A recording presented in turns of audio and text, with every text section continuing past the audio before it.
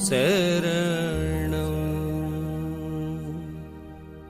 जय सद्गुरुदेव जय पद शरणं, श्री यशरूप चरणों शरणं। जय सद्गुरुदेव जय पद शरणं, श्री यशरूप चरणों शरणं। जय सद्गुरुदेव जय पद शरणं, श्री यशरूप चरणों शरणं।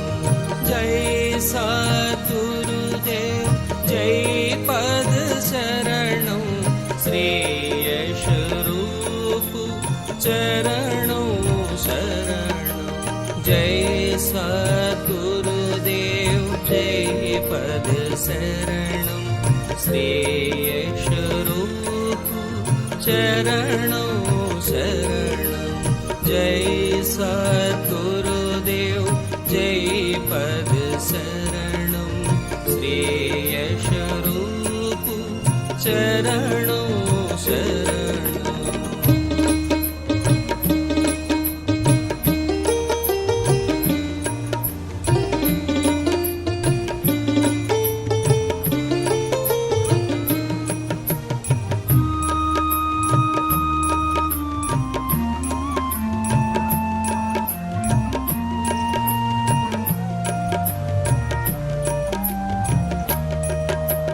जय सद्गुरुदेव जय पद शरणं, श्री यशरूप चरणों शरणं। जय सद्गुरुदेव जय पद शरणं, श्री यशरूप चरणों शरणं। जय सद्गुरुदेव जय पद शरणं, श्री यशरूप चरणों शरणं। जय सद्गुरुदेव जय पद शरणं, श्री यशरूप चरणों शरणं।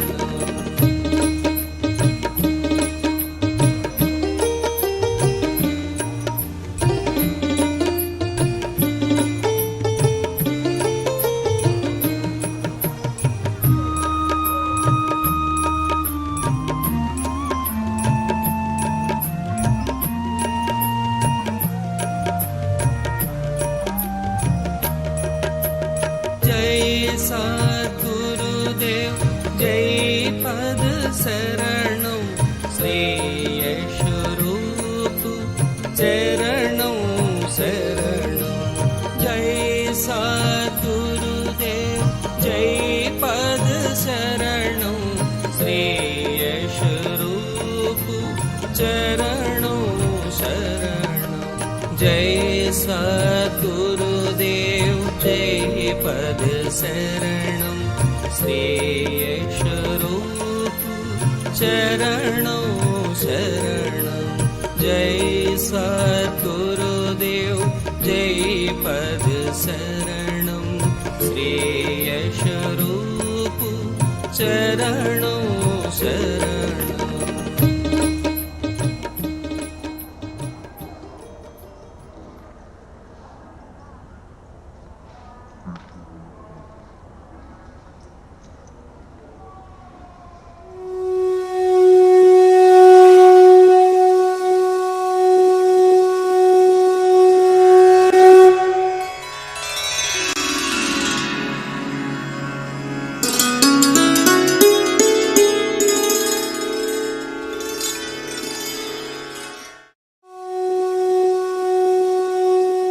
अभी एक भजन होगा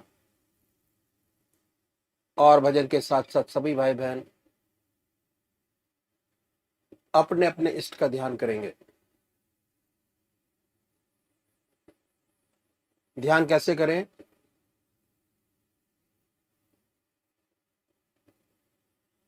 अखिल भारतीय संत मत सत्संग की तरीकत मैं आपके सामने रखता हूं।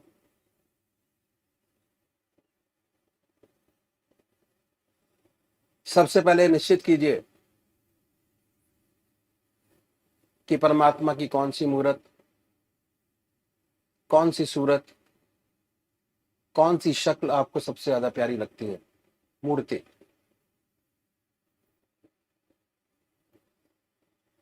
किसी से पूछने की जरूरत नहीं, अपनी आत्मा से प्रश्न कीजिए कि भगवान का वो स्वरूप जो आपको सबसे ज्यादा प्यारा लगता है, उसको चुनें।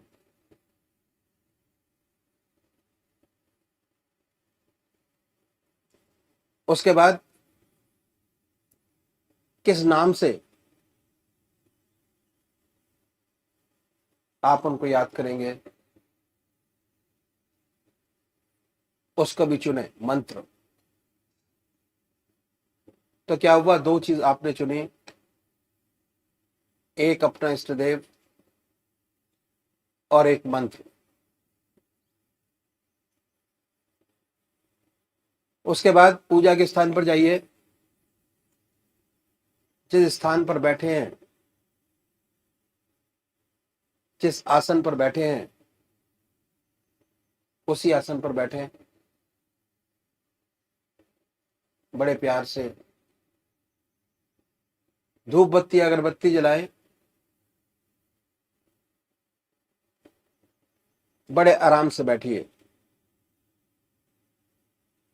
और बैठने के बाद ये महसूस कीजिए कि आपका इष्ट शरीर आपके सामने विद्यमान है।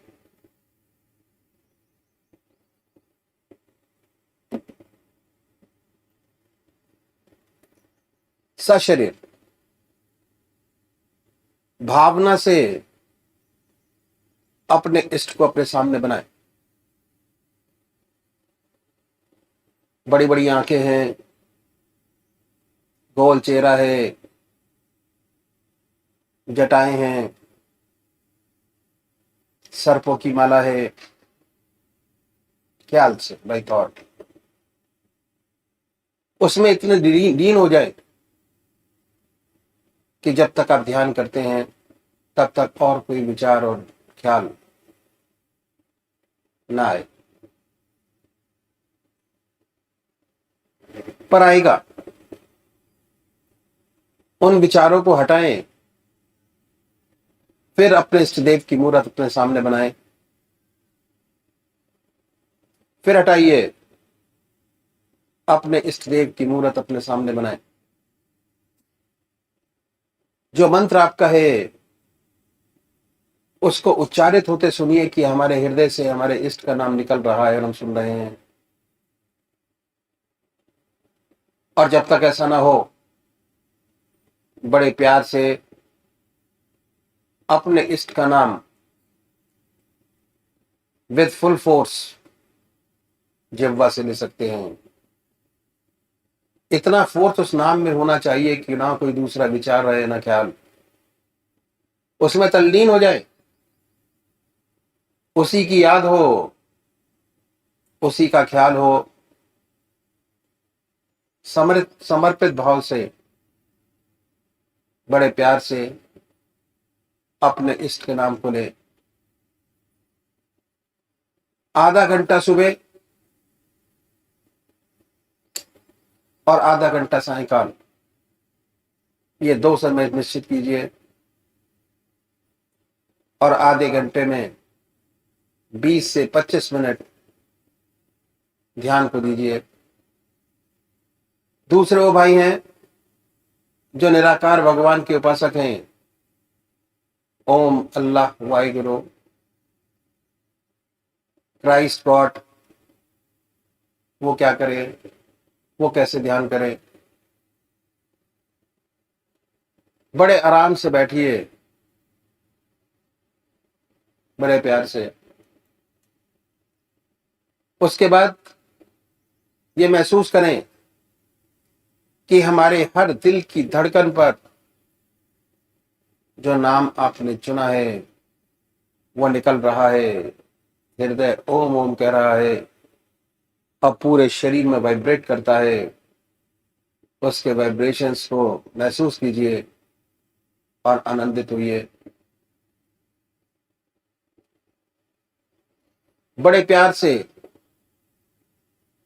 इस काम को करना है।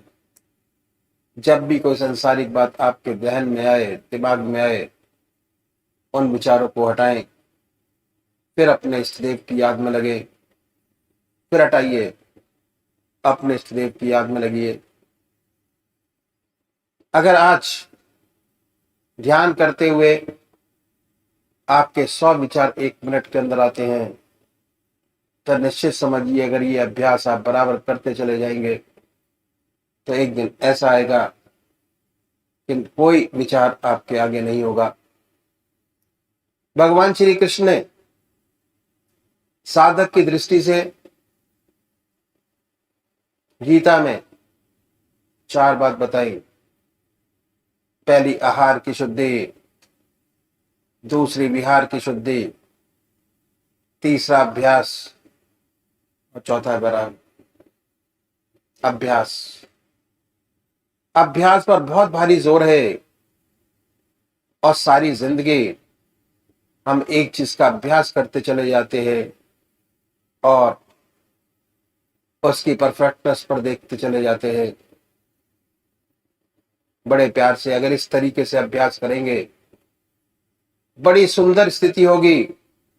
जब भी आप अपने इष्ट देव के चरणों में विश्राम चाहेंगे, बड़े प्यार से विश्राम मिलेगा, ना कोई दूसरा विचार रहेगा, ना ख्याल, और हमारी आत्मा हमारे मन को देखती रहती है, वो बताती है कि हम क्या सोच रहे हैं। जब विचार हट जाए अपने इष्ट देव के चरणों में, फिर दोबारा उस चीज को पकड़े, अपने इष्ट देव को दोबारा अपने इष्ट देव में ध्यान लगाइए। तो अभी एक भजन होगा और भजन के साथ साथ सभी भाई बहन अपने अपने इष्ट का ध्यान करेंगे। प्रभु जी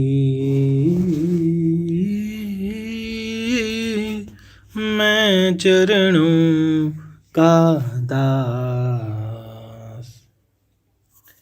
एक फीकी भक्ति मन मोरे,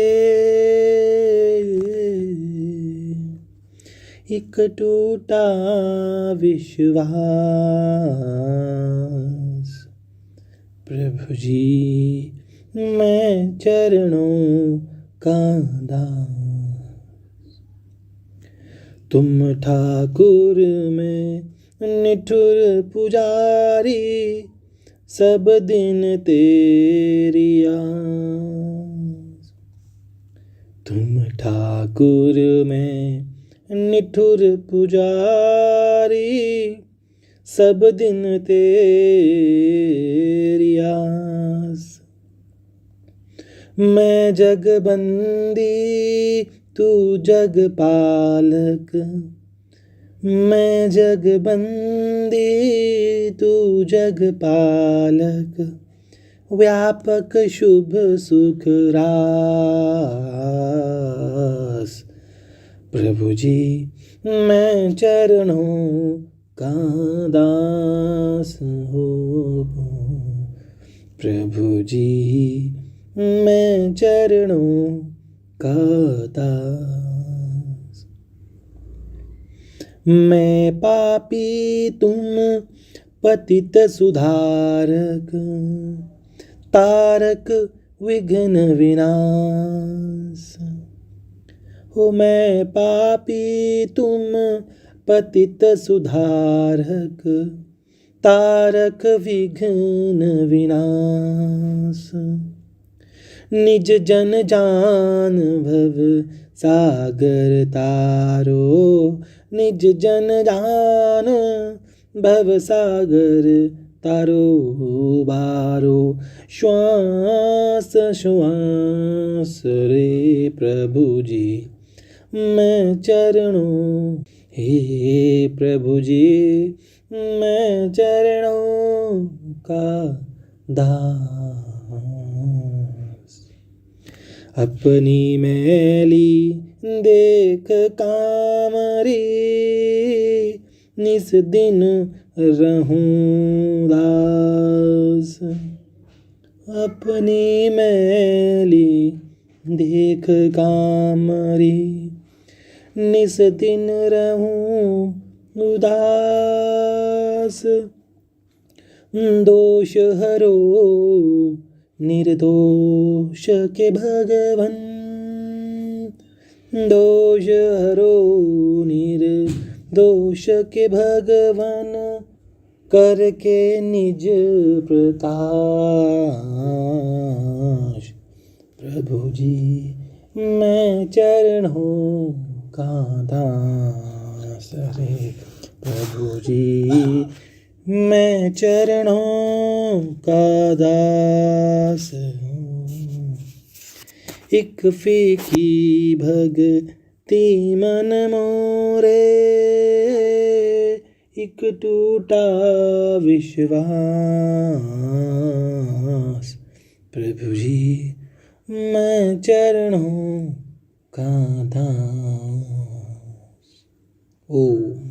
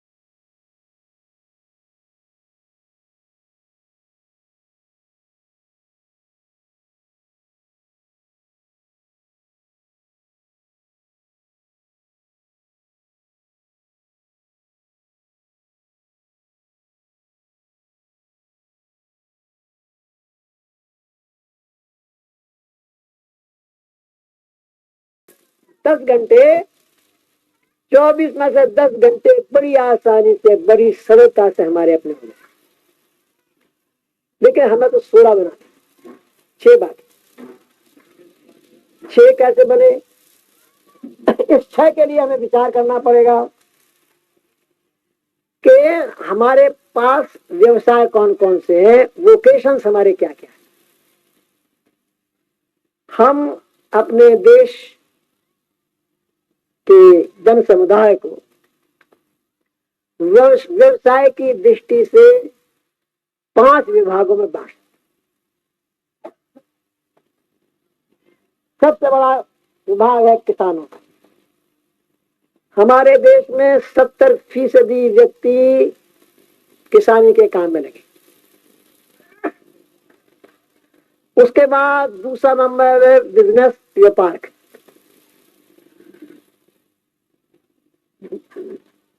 व्यापार, बिजनेस, व्यवसाय दूसरा बड़ा जो तबका है वो व्यापारियों का है।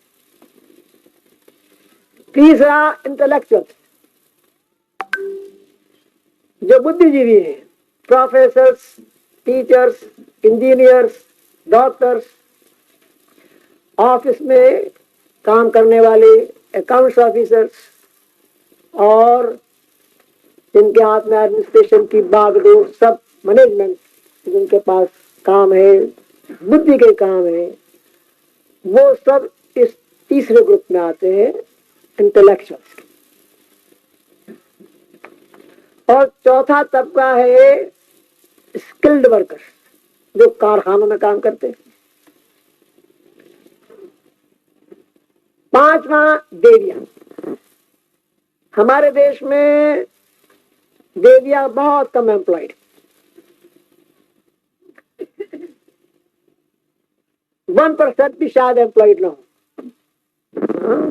डेसिमल्स में कुछ फिगर हो। ज्यादातर देवियां घर बार संभालती हैं और घर की जिम्मेदारी उन पर है। जो हैं एम्प्लॉयड वो ज्यादातर टीचर्स हैं, प्रोफेसर्स हैं, या डॉक्टर्स हैं, नर्सेज हैं, बहुत कम। और पाश्चात्य देशों के मुकाबले हमारे यहाँ बहुत कम है। लेडीज में, देवियों में बाहर काम करना, ज्यादातर घर की देख रेख करती है अधिकतर। इसलिए 5वां वर्ग देवियों का है। और अब एक एक वर्ग को लेंगे और ये देखेंगे कि क्या समय हमें मिल सकता है अपने 6 घंटे बनाने के। पहले मैं किसानी के काम को लूंगा, और किसानी के काम के लाने से पहले मैं ये जानना चाहूंगा कि हमारे समाज में यहाँ कुछ ऐसे भाई बहन मौजूद हैं जो किसानी करते हो, या किसानी का काम कराते हो, या किसानी के काम का तजुर्बा रखते हो। वो कृपया हाथ उठाए। काफी भाई बहन। ठीक, हमारे देश में जैसा मैंने कहा 70% व्यक्ति किसानी के काम में लगे हुए हैं। अब हम किसानी के काम को गौर से जरा देखेंगे। किसानी का सबसे बड़ा मेहनत का जो काम है वो हल चलाना है। अब तो ट्रैक्टर से जमीन जुतने लगी है, लेकिन अभी भी ट्रैक्टर इतने नहीं। बैलों से, भैंसों से अभी भी खेती जुतती है। अधिकतर लोग अभी भी पुराने ढंग से ही खेत जोतते हैं। आधुनिक ढंग से जोतने में तो बड़ी सहूलियत है। ट्रैक्टर पर आप बैठे हैं, जिधर मर्जी घुमा के ले जाइए।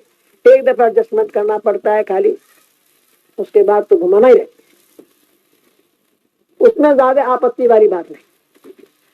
लेकिन जो हल चलाना है बैलों के साथ, उसमें थोड़ी स्किल की आवश्यकता है।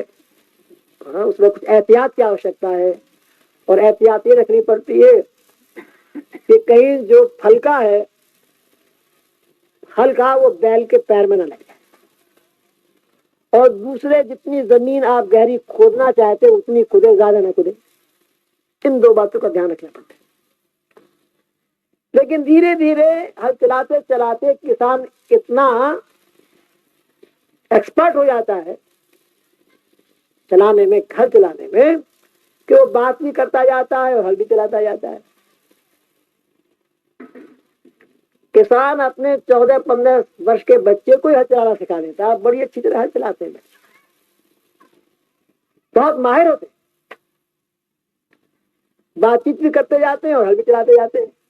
और अक्सर आपने देखा होगा कि थोड़ी देर हल चलाने के बाद किसान कुछ न कुछ गाने लगता है। कोई आला उजल का किस्सा गाता है, तो कोई नौटंकी का गाना गाता है, तो कुछ न कुछ अलापता है। फिर रसा भरा भजन दिया, क्यों ना ईश्वर की याद में भजन गाए। और पहले हमारे देश में ऐसा ही था, कल्चर ही ऐसा। और पुराने जमाने में जो हिंदुस्तान का सच्चा कल्चर था वो गांव में ही था, विलेजेस में। पुराने जमाने में जो हल चलाते थे किसान, ईश्वर की याद में चलाते, परमात्मा की याद में काम करते थे। कर सकते, अगर आज भी चाहे तो कर सकते, तो रुकावट नहीं है। जो भाई यहाँ बैठे हैं वो मेरी बात से सहमत होंगे, कोई परेशानी नहीं है। भगवान की याद में हल चला, सब गर्दन ला रहे हैं। तो ये समय हम भगवान को दे सकते, काम करते हुए दे सकते। दूसरा है किसान का काम बीज बोना। जब बीज बोता है तो हल में एक कुप्पी लगा लेते हैं, उसमें अनाज डालते चले जाते हैं।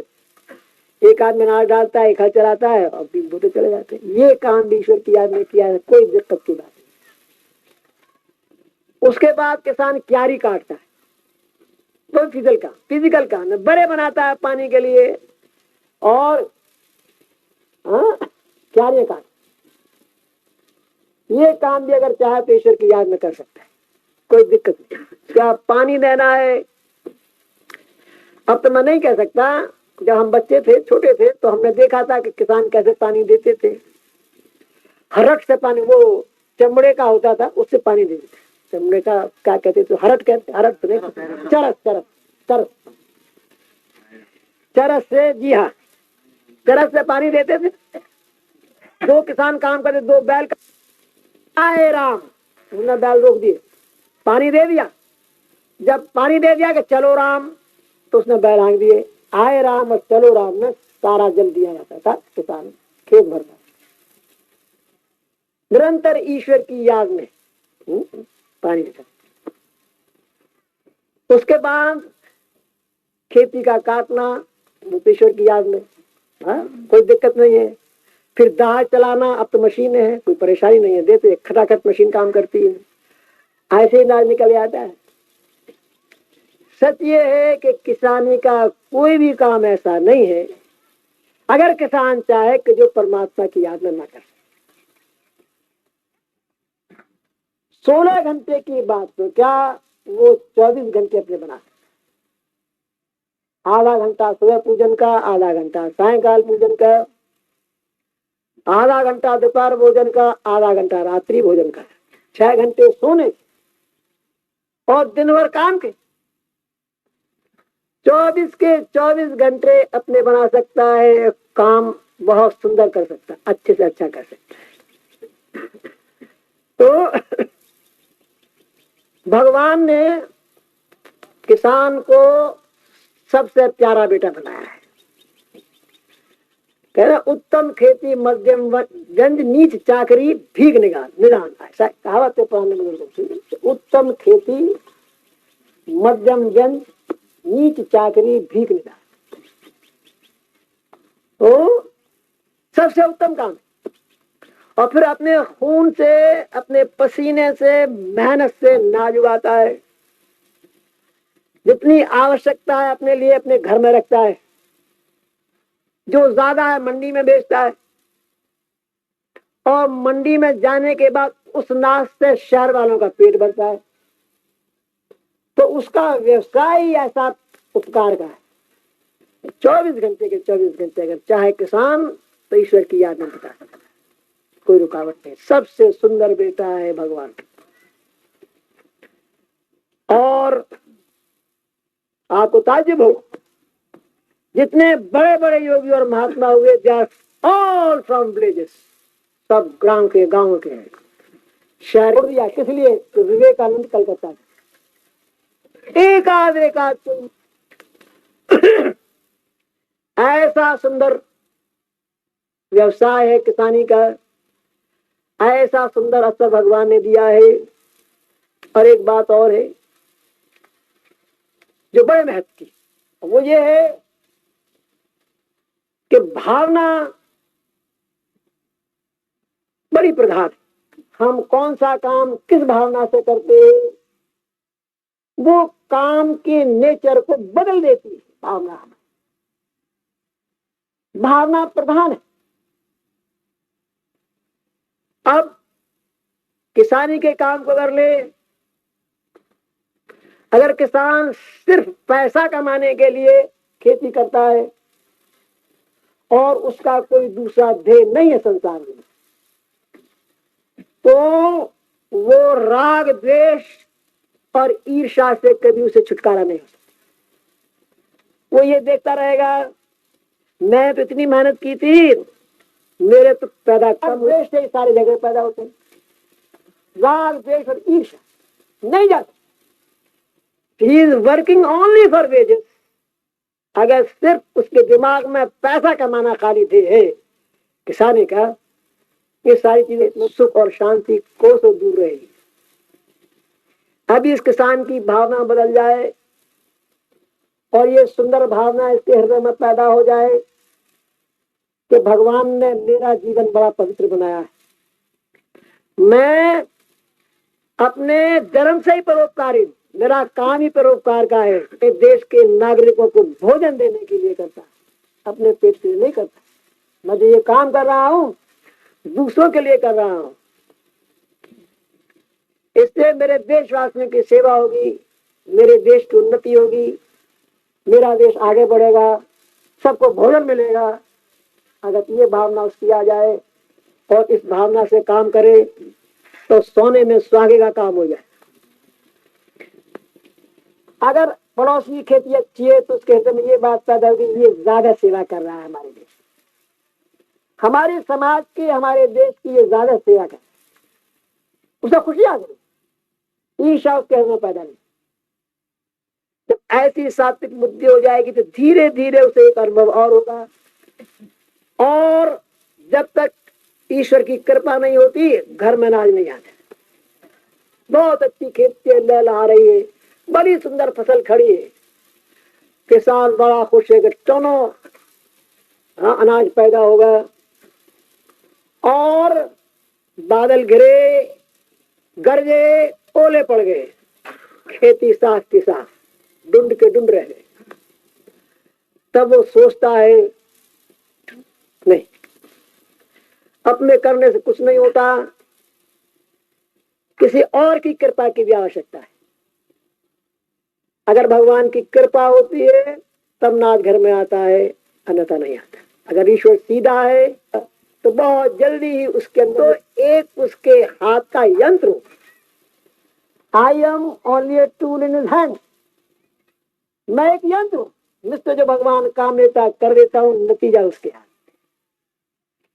जहां उसके दिल में ये भावना पैदा हो गई, यही काम अब उसको जीवन मुक्त अवस्था तक ले जाएगा। सच्ची निष्काम का कर्मता उसमें पैदा हो।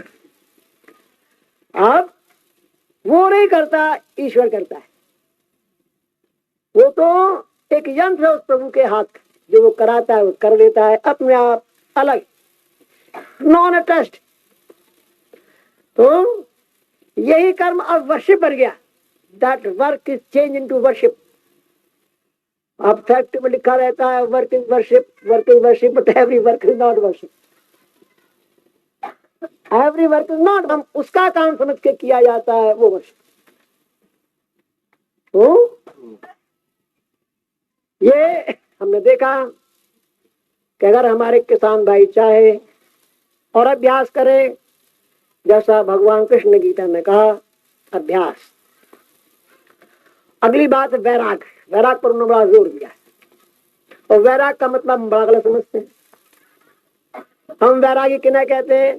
जिन्होंने कपड़े पहनने छोड़ दिए, घर बार छोड़ दिया, संसार छोड़ दिया, जंगलों में गुफाओं में। वैरागी वास्तव में कौन है और कैसे हो सकता है? चाहे सारे वस्त्र उतार के जंगल में रहे, चाहे सारे वस्त्र पहन के दुनिया में रहे, कोई फर्क नहीं। वैराग के माने क्या है?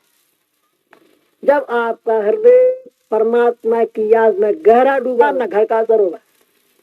आपका हृदय तो परमात्मा में गहरा डूबा है। जब ऐसी अवस्था आ जाती है, इस व्यक्ति को हम वैरागी कहते हैं।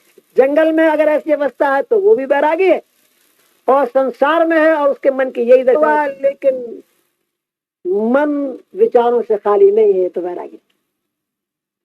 वैरागी तो वो है कि जिसके मन में कोई विचार नहीं है, नो मॉडिफिकेशन ऑफ माइंड। हाँ, आत्मा में ही निरंतर निवास करता है,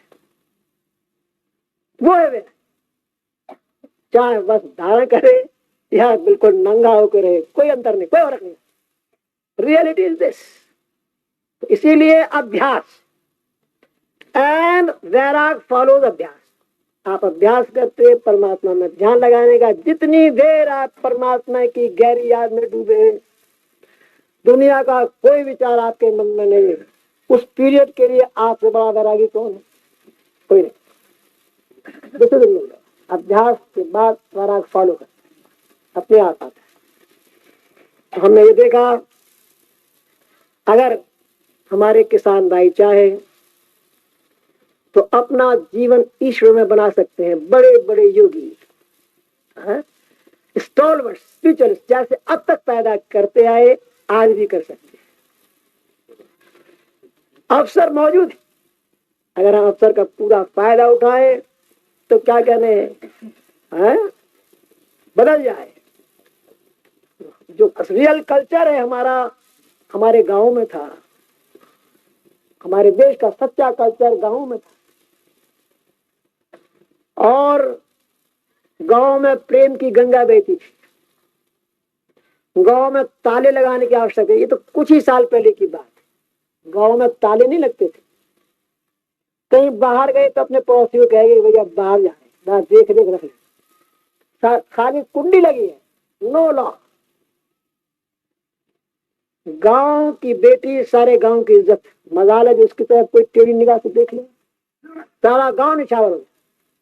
दिस इज अवर कल्चर। ये थी हमारी सभ्यता। और अगर हम आज प्रगतिशील हो तो ये सभ्यता फिर वापस आ सकती है। वही सुख और शांति और आनंद की गंगा बह सकती है। अब मैं दूसरा वर्ग लूंगा। दूसरा वर्ग है बिजनेसमैन। यदि बहुत बड़ा तबका है, इसमें व्यापारी, इंडस्ट्रियलिस्ट सब आ जाते। हमारे देश में 2% इंडस्ट्रियलिस्ट और व्यापारी तो ऐसे हैं कि जिनके ऊपर पैसा ऐसा बरसता है, लक्ष्मी की ऐसी बारिश होती है कि उन्हें गिनने के लिए समय नहीं। ऐसे ही बोरियों में भर भर के फेंक देते,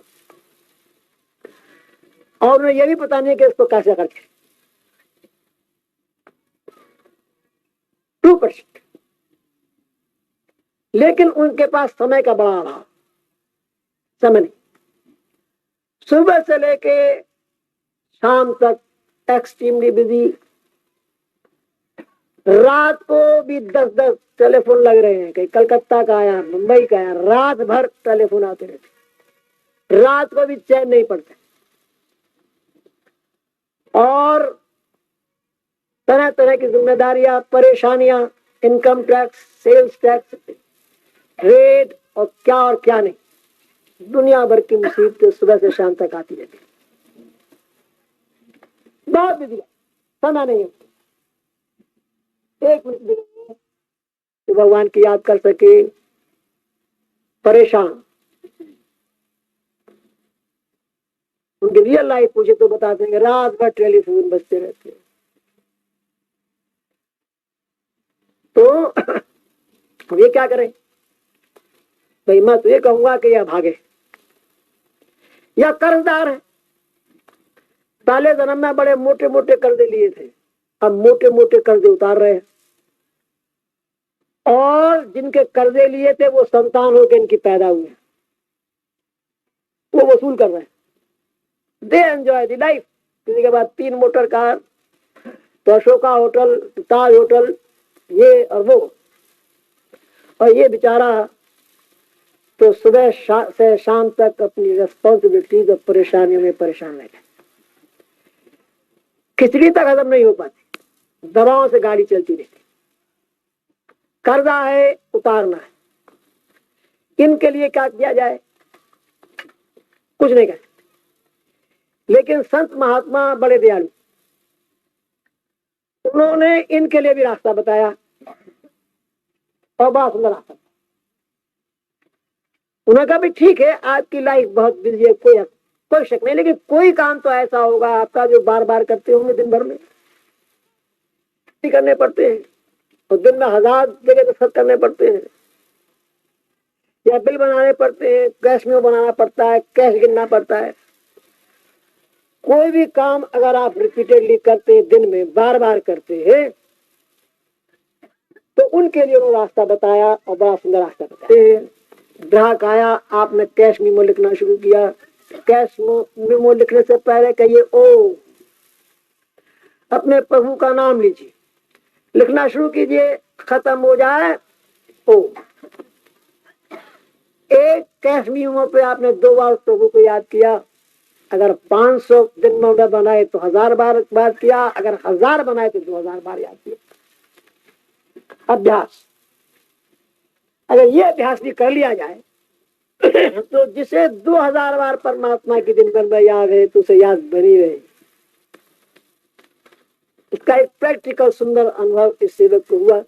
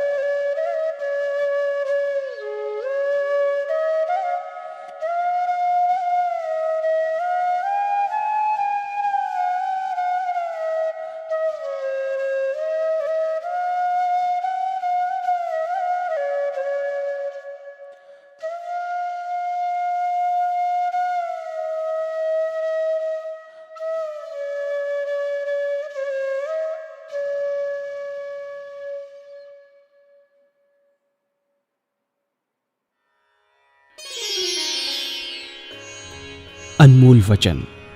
अखिल भारतीय संत मत सत्संग के संस्थापक और गृहस्थ में आनंद योग के जनक परम संत महात्मा परम पूज्य श्री यशपाल जी महाराज अर्थात परम पूज्य भाई साहब जी द्वारा प्रतिपादित इन अनमोल वचनों का पालन करना अति आवश्यक है। ये वचन हमारी गृहस्थ आध्यात्मिक साधना के लिए मूलभूत सिद्धांत हैं, जो इस प्रकार हैं। हम दुनिया की हर चीज की कीमत आंकते हैं, अपने मानव जीवन की कीमत भी जाने व परमात्मा की प्राप्ति हेतु साधना करें। मनुष्य योनि एक उपहार है, इसीलिए परमात्मा को धन्यवाद देते हुए आधा घंटा प्रातःकाल, आधा घंटा सायंकाल पूजा अवश्य करें। सत्संग, सतनाम व सद्गुरु को प्राथमिकता देते हुए इसी के आधार पर ध्यान योगाभ्यास अवश्य करें व गृहस्थ के कार्यों को परमात्मा का कार्य समझकर उसी की याद में संपन्न करें। हर समय ये ध्यान रहे कि गुरु कृपा द्वारा परमात्मा की पवित्र सत्ता का हमारी आत्मा में वास है, अतः मन में निरंतर अपने इष्ट देव का जाप करें। मान सम्मान की इच्छा ना करें व अपमान से दुखी न हो।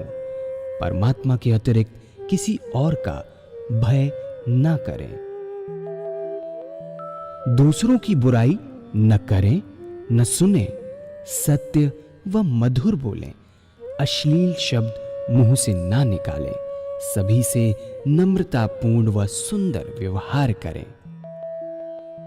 धर्म पत्नी के अतिरिक्त अपने से बड़ी से माता जैसा, बराबर की से बहन जैसा व छोटी से पुत्री जैसा व्यवहार करें।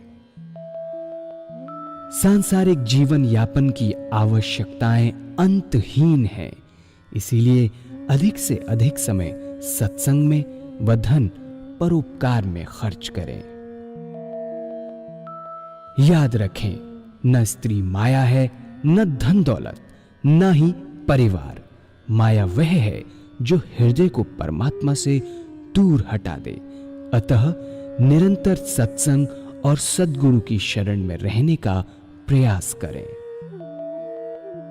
भोजन अपने इष्ट को अर्पण कर प्रसाद रूप में परमात्मा की याद में करें। रात्रि में सोने से पहले अच्छे बुरे कार्यों का आत्मनिरीक्षण कर उसका समुचित पश्चाताप करते हुए ध्यान करें व प्रभु की गहरी याद में ही विश्राम करें। परमात्मा तू ही है, तेरी इच्छा पूर्ण हो।